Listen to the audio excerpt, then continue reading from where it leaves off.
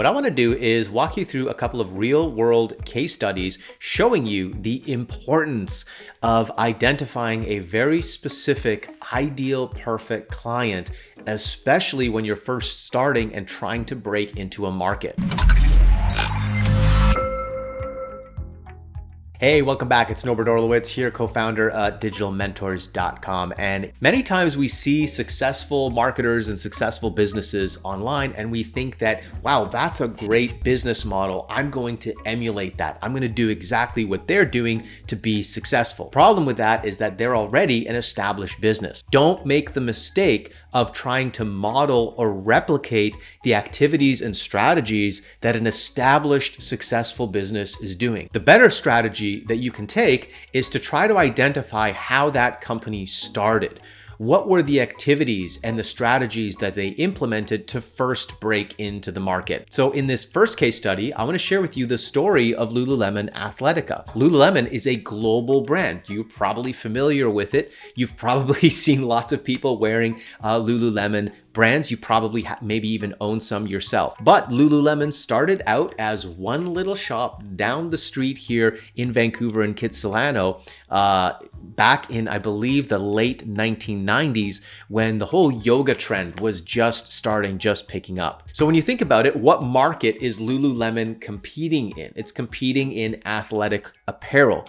And athletic apparel is a massive multi-billion-dollar market. And think of the top competitors that a company like Lululemon would be competing with: Reebok, Nike, Adidas, billion-dollar global brands. So how does a tiny little shop down here in little Vancouver, BC compete with international global brands? Well, number one, they identify their segment, their specialty, their expertise. And number two, they identify their perfect ideal client that they can serve better than anybody else. And her name is Ocean. Ocean is a 32-year-old woman. She's engaged. She makes 6 figures a year. She's an urbanite, of course. She owns a condo.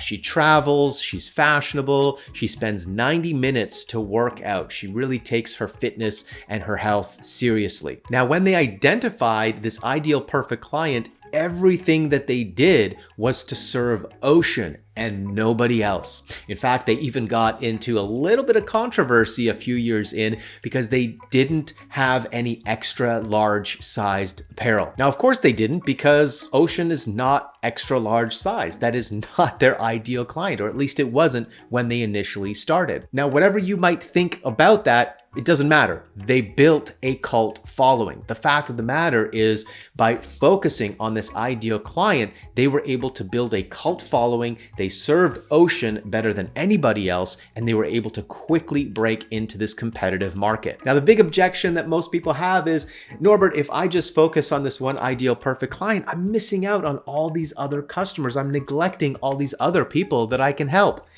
You've got to put that thinking aside, because here's what you need to understand. And Chip Wilson, the original founder of Lululemon, he understood this perfectly. He understood that if you're 20 years old or you're graduating from university, you can't wait to be that woman.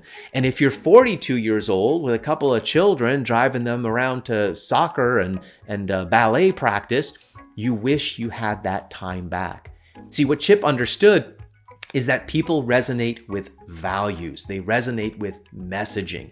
And the demographics is secondary to the psychographics. If you craft a powerful enough message to market that really clearly speaks to a value proposition that connects on the emotional beliefs and values of an ideal client, it will attract others who might not necessarily fit the perfect demographics. Now, of course, they didn't stop there. Once they broke into the market, then they eventually expanded their line. They expanded into the men's line and identified their ideal client, Duke. Once they successfully expanded into that vertical, they then expanded into more apparel. Now they have running shoes. Recently, they actually purchased a tech play with the studio mirror that they now have, which is a full-size mirror TV that plays over 100,000 different fitness programs and exercises right in your living room. Now, I know some of you still might not be convinced. You might be saying, well, Norbert, that's fine for, this weird yoga store out of Vancouver, BC. But does this really work in the real world? Well, have a look at the Tesla company. Think about the way that Tesla broke into the incredibly competitive automobile manufacturing market. What was the first vehicle that broke Tesla into the market? And no, it wasn't the Roadster. They only sold a few hundred of those initially. It was the Model S. And was the Model S built for everybody? No, absolutely not. The Model S was a $100,000 vehicle, luxury vehicle with the best tech to date of any luxury vehicle at that time. Their ideal client was a first mover, somebody already passionate about technology that had the disposable income to put their money down on a $100,000 vehicle. They weren't trying to serve everybody. They weren't trying to please everybody. They were trying to serve that ideal client better than anybody else. And that's exactly what they did. If you were into the latest tech and you wanted a luxury vehicle, there was no other choice for you in the market except for the Tesla Model S. Now, once they broke into the market, generated cash flow, made a name for themselves, then they expanded into other verticals to serve more people with the budget-friendly Model 3 and then the full-size SUV, the mid-size SUV, and now they've got the Cybertruck as well. So what do we want to take away from these case studies? Number one, identify your specialty. Number two, choose your best perfect client. This is the most important thing that you can do when you're just looking to start out your business. You cannot serve everybody. You cannot speak to everybody. And if your intention is to create a powerful market to message match that's going to resonate with people and attract them to your business so that you can enroll more clients and generate that cash flow that you want to generate, your quickest path to doing that is by focusing on an ideal perfect client. All right, in the next video, I'm gonna walk you through some specific questions that you can answer to help you brainstorm and identify this ideal client.